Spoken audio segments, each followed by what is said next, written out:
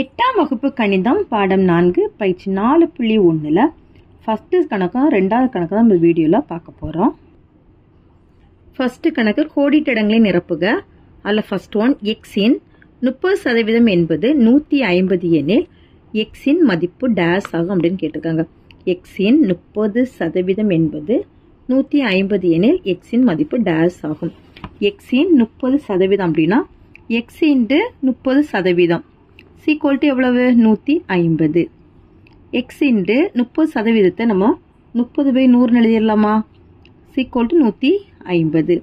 எக்ஸோட மதிப்பு அப்போ இதை அவ்வளோத்தையும் வலது பக்கமாக கொண்டு போய் தலைகளாட்டு மாறிடும். 150 பெருக்கல் 100/30. 0 கேன்சல் பண்ணிடும். 1 3 3 I 3 15.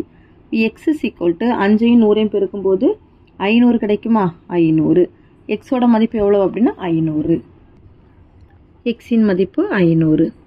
அடுத்த செகண்டு, ஒரு மணி நேரத்தில் 2 நிமிடங்கள் என்பது டேஸ் சதவீதம் ஆகும். ஒரு மணி நேரத்தில் 2 நிமிடங்கள் என்பது டேஸ் சதவீதம் ஆகும்.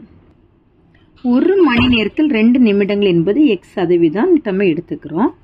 அப்படின்னா ஒரு மணிக்கு ஒரு மணியில் எக்ஸ் சதவீதம் சீக்வல் எத்தனை நிமிடங்கள்? 2 நிமிடங்கள்.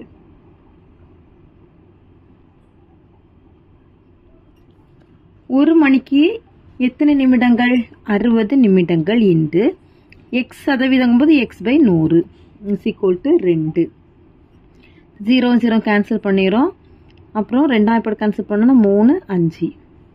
3 இன்ட்டு x/5 = 2ன்னு கிடைக்கும். எக்ஸ் = 2 இந்த பக்கத்தில் இருக்கிறது வலது பக்கம் போது பெருக்கலாட்டு மாறிடும் /3. எக்ஸ் = 2 5 10/3. இதை வகுக்கிறோம். 10 3ஆல் வகுக்கும்போது 3 9 மீதி 1. சரியா? இப்போ இதை தகாப்பினத்தை கலப்பு பினமாக மாற்றிருக்கோம். இப்போ கலப்பு பினமாக எப்படி எழுதணும்? 3 இந்த ஈவை இங்கே தூக்கி எழுதணும். 1/3%. இப்போ ரெண்டாவதுக்கு ஆன்சர் என்னதுன்னா 3 1/3%. 3 1/3%. மூணாவது எக்ஸின் எக்ஸ் சதவீதம் என்பது 25 எனில் எக்ஸ் என்பது டேஸ் ஆகும். எக்ஸின் எக்ஸ் சதவீதம் என்பது 25 எனில் டேஸ் ஆகும் அப்படின்னு கேட்டிருக்காங்க. சரியா? மூணாவது எக்ஸின் எக்ஸ் சதவீதம் சீக்வல் எவ்வளவு? 25. எக்ஸ் பெருக்கல் x/100 = 25. எக்ஸ் பெருக்கும்போது x² சீக்வல்ட்டு இந்த 100 வலது பக்கம் கொண்டு போயிடும். 25 பெருக்கல் 100. x² சீக்வல்ட்டு இதை அவ்வளோத்தை பெருக்கும்போது 2500. இதுலேருந்து எக்ஸோட மதிப்பு என்ன வரும்? 2500 நம்ம 50² எழுதிக்கலாமா? இதை வந்து x² போட்டிருக்கோம். இதில் 50². 50 × 50 2500. இப்போ எக்ஸோட மதிப்பு எவ்வளோ அப்படின்னா 50. எக்ஸ் = 50. மூணாவது ஒன்றுக்கு ஆன்சர் 50. நாலாவது, ஒரு பள்ளியில் உள்ள 1400 மாணவர்களில் 420 பேர் மாணவிகள். பள்ளியில் உள்ள மாணவர்களின் சதவீதம் என்ன அப்படின்னு கேட்டிருக்காங்க. சரியா? இப்போ பள்ளியில் மொத்த மாணவர்கள் எவ்வளோன்னா 1400, மாணவிகள் 420. அப்போ மாணவர்கள் எவ்வளோன்னு பார்க்கணும். பார்த்துக்கிட்டு தான் நம்மளுக்கு அதனுடைய சதவீதம் கண்டுபிடிக்க முடியும். நாலாவதுல மொத்த மாணவர்கள்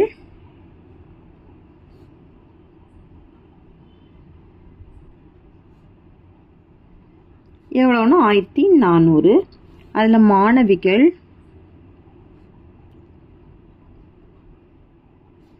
420. மாணவர்கள்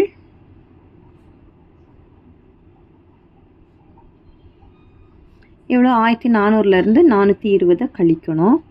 கழிச்சா 980. சரியா? இப்போ மாணவர்களின் சதவீதம் தான் கேட்டிருக்காங்க. தேர்ஃபோர் மாணவர்களின்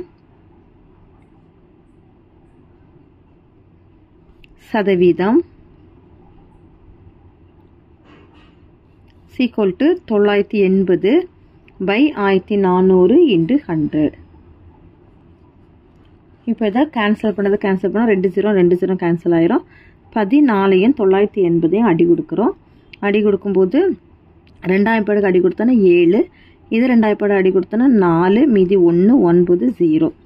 இனி 7 கேன்சல் பண்ணுவோம். 1 7 7 7 7 49 0. அப்போ அதனுடைய சதவீதம் எவ்வளோனா 70%. நாலாவது ஒன்றுக்கு ஆன்சர் வந்து 70%. 0.5252 என்பது டேஷ் சதவீதம் ஆகும். சரியா, 0.5252 என்பது டேஷ் சதவீதம் ஆகும். இப்போ 0.52 100ஆல பெருக்கிறோம். சரியா, 100ஆல பெருக்கும்போது இந்த தசமம் எங்கே போயிடணும், இந்த பக்கமாக போயிடுச்சு. 52.52%. அவ்வளோதான் ஃபஸ்ட்டு கணக்கு. அடுத்த செகண்டு, பின்வரும் ஒவ்வொரு அடிக்கோடிட்ட பகுதியையும் சதவீதத்தில் குறிப்பிடவும்.